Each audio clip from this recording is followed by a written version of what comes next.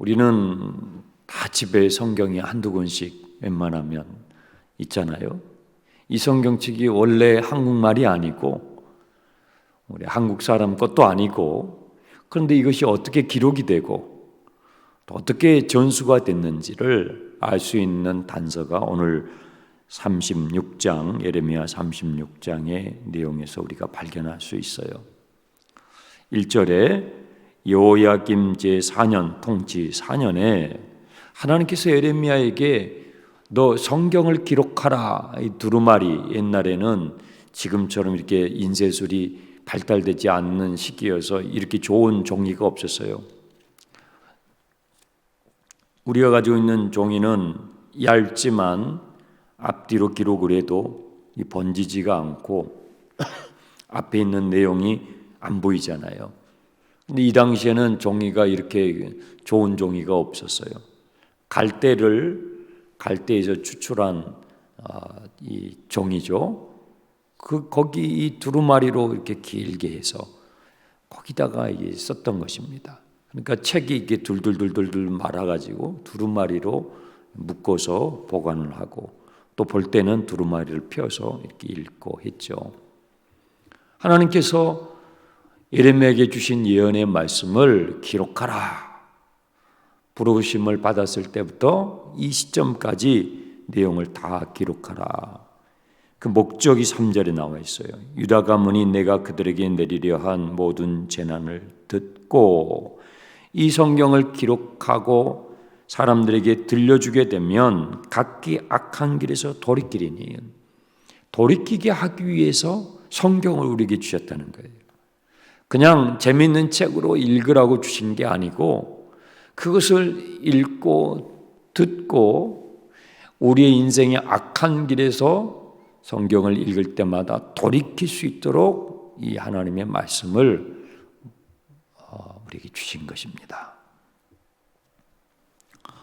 그래서 4절에 예레미야가 바룩이라는 사람, 이 서기관이에요. 바룩이라는 사람에게 불러줘요.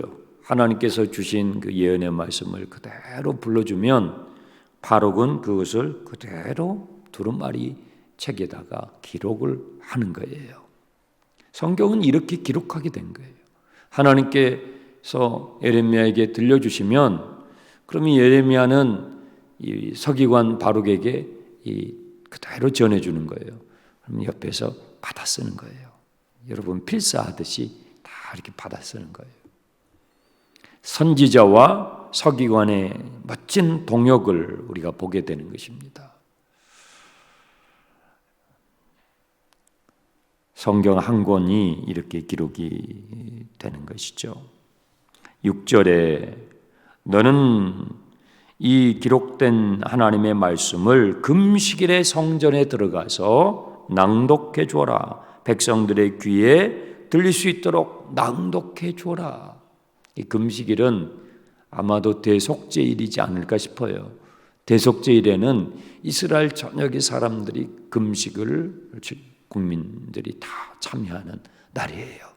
그러니까 성전에 많은 사람들이 모였겠죠.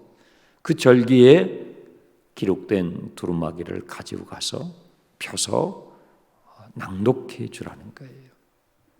구약 성경의 설교는 기록된 하나님의 말씀을 낭독하는 거예요. 거기에 무슨 해설을 덧붙이지도 않고 기록된 말씀을 선포하는 거예요. 좋은 설교는 하나님의 말씀을 벗어나지 않는 거예요. 하나님의 말씀을 읽고 엉뚱한 이야기를 하는 게 아니라 그 기록된 말씀 안에서 하나님의 본뜻을, 하나님의 본심을 잘 전달하는 것이 좋은 설교이죠. 이번 부흥회에 여러분 은혜 받고 계시죠? 네. 순수하잖아요. 어린아이처럼 60대가 됐는데도. 성령의 사람들은 그런 거예요. 기교가 없고 꾸밈이 없고 어린아이 같이. 여러분 어린아이 같지 않으면 천국에 못 가요. 어린아이 같지 않으면 하나님 나라가 안 보이고 천국에 못 간다고요. 주님께 더 가까워지면 죄에서 돌이키고 어린아이 같은 마음 그대로 이렇게 되는 거예요. 웃음이 많고 아주 작은 거에도 감동을 하고 나눌 줄 알고 겸손할 줄 알고 이 성령의 사람이에요. 하나님의 말씀에 어떤 걸 덧붙이지 않고 있는 그대로 이렇게 전해지잖아요. 예레미야에 들려준 그 말씀을 서기관 바룩이 기록을 했어요. 그리고 성전에 들어가서 낭독을 합니다. 그리고 9절에 그 다음 해에 1년이 지나서 그 다음 해에 또 성전 윗들 10절에 그렇게 돼 있죠. 성전 윗들에 가가지고 또 낭독을 해요. 두 번 예레미야서를 2번 낭독을 하죠. 이때에 11절 미가야라는 또 다른 서기관이 그때 같이 있었어요. 그걸 듣고 나서 너무 그 하나님의 예언의 말씀이 놀랍고 두려워서 달려가가지고 누구에게 전해주냐면 고관들에게, 또 다른 서기관들인데요. 이 사람들은 직급이 상당히 높았던 사람들이에요. 12절에 모든 고관들이 모여있는 곳에 가가지고 어르신들 제가 성전에서 예레미야 선지자에게 주신 하나님의 말씀을 듣고 왔습니다. 너무 놀라운 말씀이었습니다 하고 전해주는 거예요. 네. 그러니까 그 얘기를 들은 이 고관들이 전에 들은 말씀 듣고도 너무 놀래가지고 그 서기관 바룩을 좀 불러오라고, 우리가 좀 들어보겠다고. 그래서 서기관 바룩이 그들 앞에 가가지고 또 성경을 그대로 읽어줘요. 이게 삼독을 하는 거예요. 세 번째. 삼독을 했더니 이들의 반응을 보세요. 16절 그들이 그 모든 말씀을 듣고 놀라서 서로 얼굴을 쳐다보면서 바룩에게 이르기를 우리가 이 모든 말을 왕에게 알아야 되겠다. 우리만 들어서는 안 되겠구나. 이것은 왕이 들어야 될 말씀이구나 하면서 물어보죠. 17절에 당신이 이 모든 말을 어떻게 기록하였습니까? 같은 서기관이니까 궁금할 거 아니에요. 어떻게 이 하나님의 말씀을 기록하게 됐습니까? 했더니 서기관 바룩이 그대로 설명을 해요. 18절에 바룩이 대답하되 그가 그의 입으로, 여기서 예레미야죠, 예레미야의 입으로 모든 말을 나에게 불러주기로 내가 먹으로 책에 기록하였습니다. 예레미야가 불러준 그대로 기록한 것을 여러분들에게 낭독했다라는 거예요. 성경에 그렇게 기록됐어요. 그랬더니 들었던 이 고관 직급이 높았던 서기관들이 왕에게 가서 왕이시여, 왕이시여, 우리가 하나님의 말씀을 들었는데 정말 왕께서 들으셔야 할 말씀입니다. 그러니까 왕이 그 서기관 바룩을 불러서 이제 하나님의 말씀을 듣는 거예요. 몇 번째예요? 사독을 하는 거예요. 사독. 예레미야서를 사독제 하게 되는 거예요. 그런데 이 왕과 왕의 주변에 있는 신하들이 하나님의 말씀을 듣는 반응이 그 전에 사람들이 들었던 반응하고 전혀 다른 반응이 나와요. 여러분 똑같은 지금 예레미야서를 듣고 있잖아요. 그런데 반응이 각각이에요. 이 왕과 신하들은 어떻게 반응을 했습니까? 23절을 보세요. 여호디가 서너 쪽을 낭독을 하면 왕이 면도칼로 그것을 연하여 베어 화롯불에 던져서 두루마리 성경을 태워버렸어요. 왕과 신하들이 이 모든 말을 듣고도 두려워하거나 자기들의 옷을 찢지 아니하였고 엘라단과 들랴와 그마랴가 왕께 두루마리를 불사르지 말라고 아뢰어도 왕이 듣지 아니하였다. 왕이시여, 어떻게 하나님의 말씀을 잘라가지고 칼로 베어서 화롯불에 태울 수 있습니까? 그러지 마십시오. 말려도 이 여호야김 왕은요, 오만해가지고 하나님의 말씀 성경책을 찢어가지고 화롯불에 다 태워버렸어요. 자, 하나님의 음성을 듣고 전하는 예레미야가 있고, 하나님의 말씀을 듣고 받아 적는 서기관 바룩이 있고, 그 낭독해주는 하나님의 말씀을 듣고 옆에 있는 사람들에게 전하는 미가야와 또 고관들과 같은 사람들이 있고, 또 하나님의 말씀을 들어도 전혀 두려워하지 않고 그걸 찢어버리고 그걸 불태워버리는 사람들이 있어요. 하나님의 말씀에 대한 태도가 하나님에 대한 태도입니다.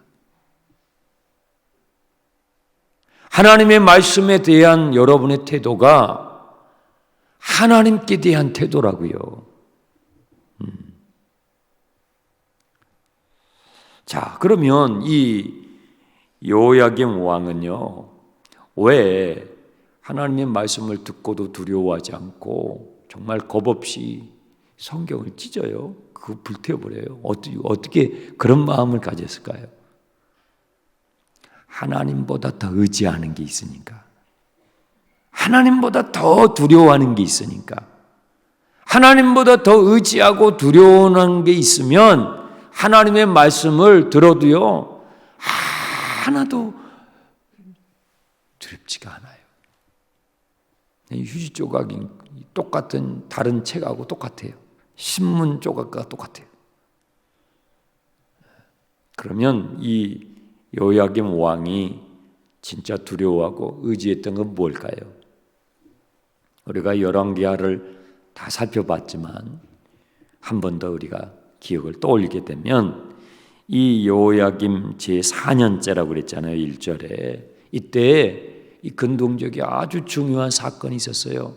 이때가 주전 605년인데 갈그미스 전투가 이때 일어났어요. 이 갈그미스 전투는 근동 지역의 두 커다란 제국인 신흥 제국 바벨론과 전통적인 제국이었던 애굽이 패권을 다투는 엄청난 전쟁이었어요.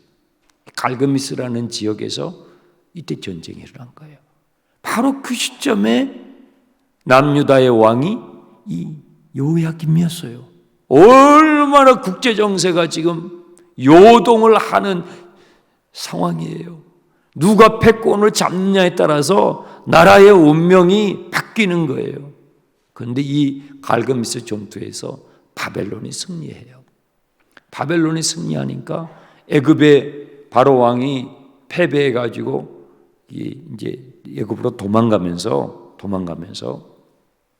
남유다에 들려가지고 남유다의 왕이었던 여호아스를 끌고 가서 죽여버리고 그 여호아스의 형제인 이 여호야김, 원래 이름은 엘리야김이죠.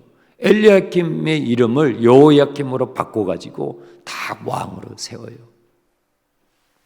그러니까 지금 예루살렘 주변의 상황이 얼마나 위태롭냐면 그 지역의 패권을 바벨론이 잡았는데 그 바벨론의 제국에게 패배한 애굽의 통치를 받게 된 거예요.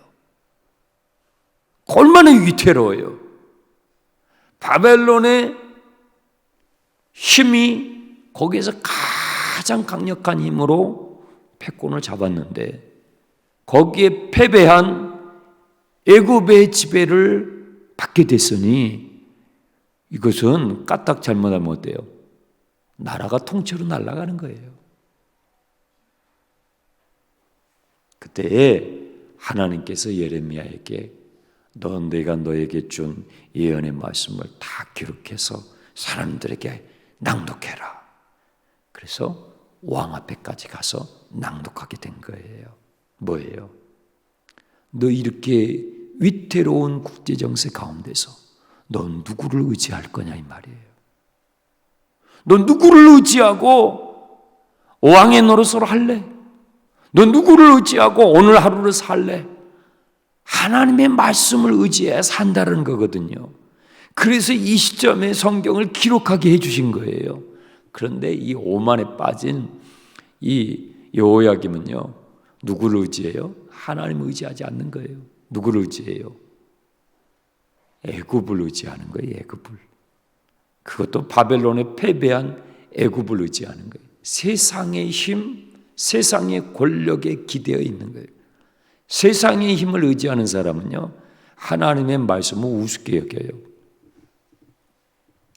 성경책 웃기고 있네 하고 찢어버려요. 그리고 불태워버려요. 하나님을 두려워하지 않는 사람은 세상의 힘에 쪼그라들어가지고 거기서 굽신거려요. 그런데 하나님을 두려워하는 사람, 하나님의 말씀에 두려워하는 사람은 세상의 권력 앞에서 두려워하지 않아요. 이게 반대로 작용을 해요. 세상을 두려워하면 하나님을 두려워하지 않아요. 성경책 웃기네. 다 찢어버리고 불살라요. 아무것도 두려워하지 않아요. 그런데 하나님을 두려워하는 사람은요, 세상의 권력자들 앞에서 기죽지 않아요. 여러분은 누구를 의지합니까? 여러분은 누구를 의지하고 오늘 살 거예요? 오늘 이 말씀을 통해서 여러분에게 주시는 하나님의 음성이에요. 너 오늘 누구를 의지하고 살래? 미국을 의지할래? 중국을 의지할래? 네가 가지고 있는 돈을 의지할래? 세상의 권력 그걸 가지고 의지할래? 그런데요, 이 여호야김이 어떻게 최후가 어떻게 된 줄 아세요? 처음에는 애굽을 의지했다가 11년인가 이 통치를 하거든요. 그러다가 국제정세에 어두웠던 이 사람이 나중에서 아이고 바벨론 제국이 힘이 셌는데 하고 바벨론 제국에게 다시 이제 그쪽을 손을 잡아요. 그쪽에 편을 들어요. 이따가 또 바벨론이 잠깐 힘이 약해지는 것 같으니까 이 여호야김이 또 어떻게 하냐면 또 애굽 편을 딱 써요. 줄타기를 몇 번을 해요. 이리 섰다가 저리 섰다가 이리 섰다가 저리 섰다가 결국 어떻게 돼요? 바벨론의 느부갓네살 왕이 쳐들어와 가지고 이 사람을 쇠사슬로 묶고 바벨론을 끌고 가서 처형해버려요. 내가 의지하고 있는 그 줄이 썩은 줄인지 동아줄인지를 모르고 내가 의지하는 이 세상의 권력과 돈과 세상의 지식이 썩은 줄인지 모르고 그거 붙잡다가 그냥 마지막 끝나버린 거예요. 비참하게 끝나버린 거예요. 여러분은 오늘 무엇을 의지하고 살겠습니까? 여러분이 두려워하는 것이 여러분이 의지하는 거예요. 여러분이 두려워하는 것이 여러분이 의지하는 거예요. 세상의 권력을 두려워하면 여러분은 권력에 기대어서 사는 사람이에요. 돈 많은 사람이 두렵고 부러우면 여러분은 돈을 의지하며 사는 사람이에요. 하나님이 두려운 사람은요, 하나님을 의지하고 산다는 거예요. 하나님을 경외하며 사시는 하루가 되시기를 축원합니다. 기도카드 꺼내십시오.